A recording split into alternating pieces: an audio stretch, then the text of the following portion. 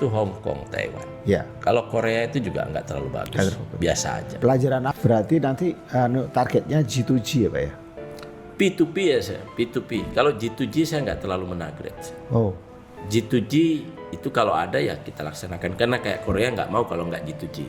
Mau tidak mau harus G2G, tapi nanti di kementerian saya akan dorong kalau bisa saya membentuk BLU. Supaya nggak kementerian ini nggak cawe-cawe ngurusi teknis lah, ikut berangkatkan itu apa gitu rasanya. Dan kita tidak mau jadi pelaksana. Ke depan itu yang G2G. Nah, G2G siapa yang G2G nanti itu saya mau bentuk BLU supaya kementerian nggak usah ikut cawe-cawe. Wah, itu baru betul Pak. Setuju. Jadi saya tidak ingin kementerian ini ngurusi teknis yang menjadi pesaing daripada perusahaan-perusahaan kita sendiri.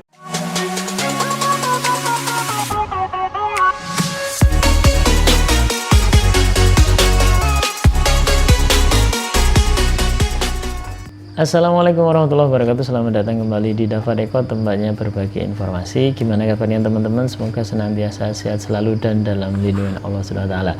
Ya, pada video kali ini akan membahas tentang sedikit berita yang mungkin ramai khususnya buat teman-teman CPMI yang sedang berproses ke Korea.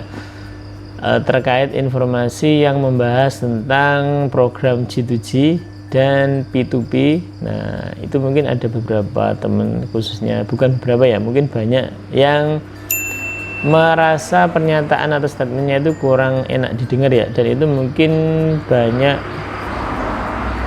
merugikan ataupun gimana ya bahasanya. Kalau saya sendiri mencerna mengartikan pesannya beliau itu sepertinya ya kurang mengenakan bagi teman-teman CPMI yang sedang berproses ke Korea ya.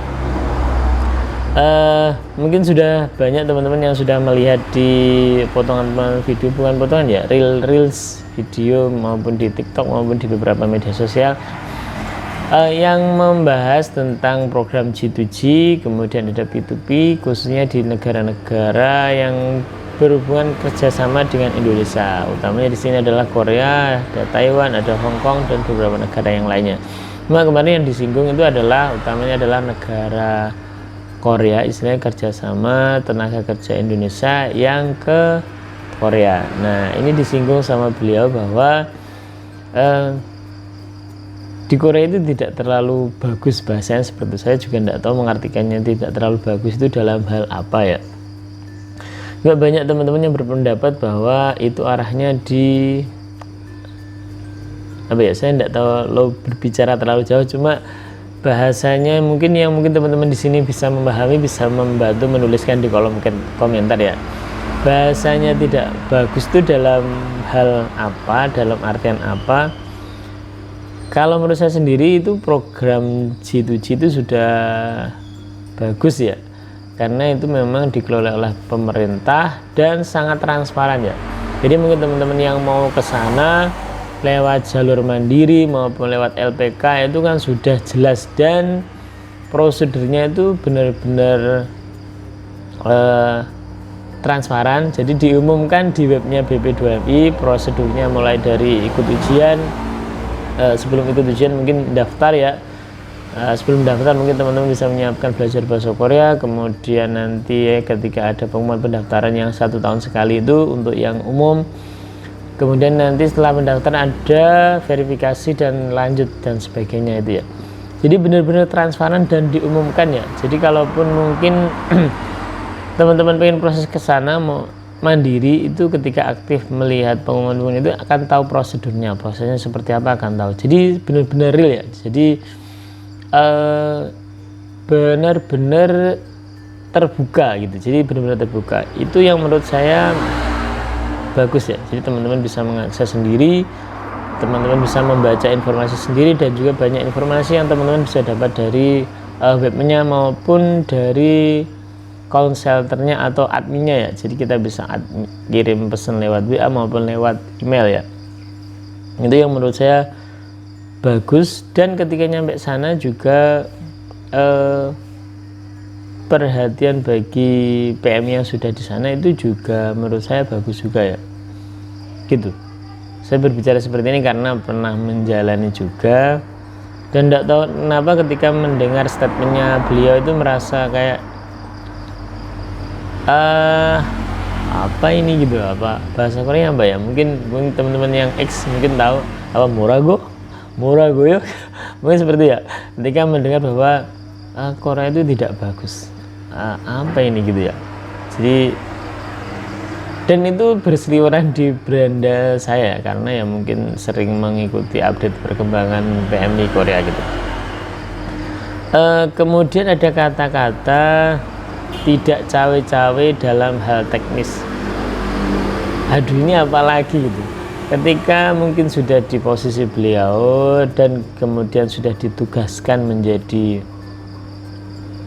tanggung jawab, kok ada kata-kata seperti itu ya. Jadi ekspresi teman-teman kira-kira apa ketika mendengarkan kalimat seperti itu ya. Jadi harusnya memang memperjuangkan gitu, tapi kok pakai kata-kata seperti itu ya. Dan kalau melihat dari akhir-akhir ini proses kesana itu memang semakin sulit sebenarnya secara teknis dan prosedural kan sudah jelas arahnya, mau ke sana itu harus seperti ini, harus seperti ini. Cuma ada aturan-aturan baru yang mungkin itu menambah kesulitannya itu, mulai dari medikal itu yang awalnya mungkin bisa banding karena penyakit yang di luar pemberitaan sebelumnya kan, kayak mungkin TBC dan penyakit menular lainnya yang tidak bisa ya. Nah ini sekarang itu kemarin ketika mungkin teman-teman ada kolesterol, ada mungkin tekanan darah tinggi dan sebagainya, itu kan penyakit yang bisa diobati bahasanya ya, mungkin dengan aturan tertentu bisa diobati. Tapi ketika pas teman-teman medikal nanti kondisi hasil medikalnya kok seperti itu dianggap unfit to work ya, jadi tidak diperkenankan untuk melanjutkan ke tahap selanjutnya dan dianggap membatalkan SLC atau kontrak itu karena unfit itu. Nah itu kemudian kemarin ada berita lagi itu terkait harus memiliki saldo endapan di bank yang bersangkutan itu sekian juta gitu. Kalau misalnya tidak ada, itu juga bisa mempengaruhi proses teman-teman ke selanjutnya, proses teman ke Korea selanjutnya ya. Dan yang akhir-akhir ini, yang beberapa hari yang lalu yang paling menghebohkan itu ya, jadi ada pernyataan bahwa Korea itu tidak bagus, yang bagus itu di Hong Kong, Taiwan dan sebagainya. Kalau melihat di lapangan, jadi teman-teman yang belajar bahasa Korea bolak-balik ujian ternyata tidak lulus, akhirnya berangkatnya ke Taiwan, arahnya kan seperti itu ya. Jadi kalau melihat di lapangan seperti itu faktanya. Jadi teman-teman mungkin yang ikut belajar bahasa Korea sudah beberapa kali ujian tapi ternyata tidak lolos dan tidak bisa masuk, akhirnya beloknya ke Taiwan. Bukan berarti kok ke Korea itu sulit dan sebagainya, tapi ya memang prosedurnya seperti itu ya. Jadi memang dipilih ya, memang dipilih yang punya kemampuan, yang punya bahasa sebagai persyaratan untuk lulus. Nah, ada skill testnya juga. Nah seperti itu. Kemudian yang terakhir yang cawe-cawe itu sungguh gimana ya bahasanya, sungguh tidak enak. Ya mungkin itu video pada kesempatan kali ini. Mungkin jarang membuat video-video membahas tentang Korea karena prosesnya saat ini memang cukup slow ya, cukup lambat, dan juga tentang keterbukaan seperti update roster sekarang juga sudah dikunci, tidak bisa diakses. Jadi mungkin jarang ada, bukan jarang ya, sudah lama tidak ngupdate roster ya, karena memang linknya yang kemarin pernah di share itu juga sudah dikunci ya, tidak bisa diakses. Dan juga biasanya mungkin 1 minggu sekali itu kan biasanya ada live-nya dari staffnya BB2M, cuma sekarang juga tidak ada live atau sharing yang sekiranya membahas tentang G2G Korea ya. Sudah jarang sekali. Kalau sebelumnya kemarin itu kan mungkin 1 minggu sekali ada live bahas tentang apa gitu. Meskipun itu pernah dibahas sebelumnya, tapi sering ada komunikasi seperti itu. Jadi teman-teman mungkin yang punya keluhan apa itu bisa sharing di situ ya, seperti itu. Jadi ya sudahlah, kita tunggu saja. Ketika mendengar pernyataan seperti itu kemarin kayak seolah-olah kayak waduh, ini bisa ndak prosesnya itu. Tapi ya kita tunggu saja, semoga ke depan bisa lebih baik lagi. Video ini sifatnya ya berbagi cerita mungkin ya, jadi teman-teman mungkin bisa menuliskan keluh kesahnya di bawah. Ada kurang lebihnya untuk video pada kesempatan kali ini, saya mohon maaf. Sampai jumpa di video berikutnya. Saya akhiri, wassalamualaikum warahmatullahi wabarakatuh.